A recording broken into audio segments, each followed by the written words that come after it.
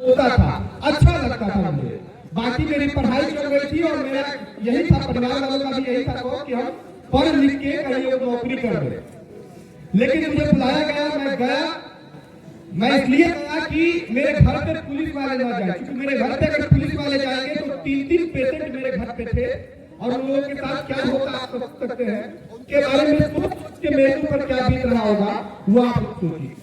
मैं गया, मेरे से पूछताछ होने लगी, मुझसे कैमरा मांगा गया, मैं कैमरा दे दिया, मेरे से मोबाइल मांगा गया, मैं मोबाइल दे दिया, मेरे से जो पूछा गया मेरे सब कुछ, मुझे जो पता था मैंने बताया।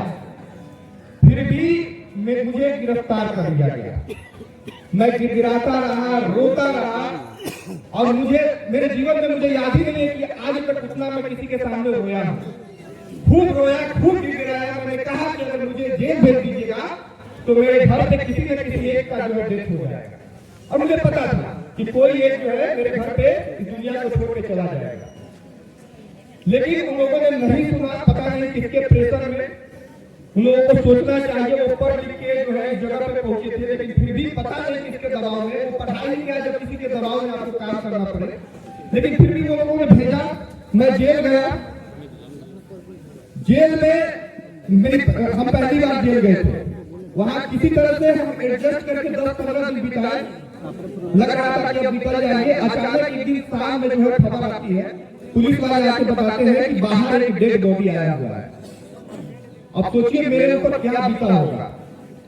मैं बाहर जाता हूं तो देखता हूं कि मेरी दादी का डेथ हो चुका है और डेड बॉडी जेल में आया हुआ है।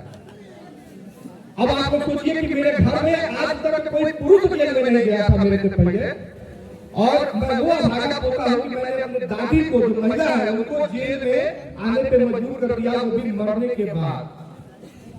मरने के बाद मेरी दादी जेल में आई और बाहर से ताला लगा, और ताला लगने के बाद मेरी दादी